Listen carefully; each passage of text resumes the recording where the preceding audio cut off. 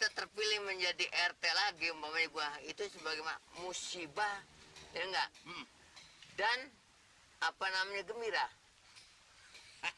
Normal kalau gitu RT. Tapi saya berdoa siang malam supaya Bolot dipilih lagi. Cuman kalau bisa budeknya. Makanya gua kata meriah dan musibah.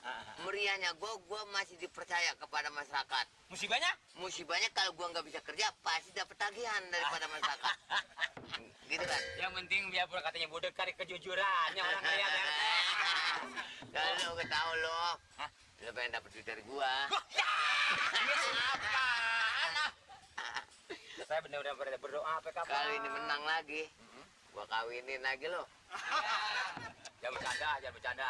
Ya. Mau kawin sama siapa? Siapa yang mau sama saya? Saya jadi ansip begini, Pak.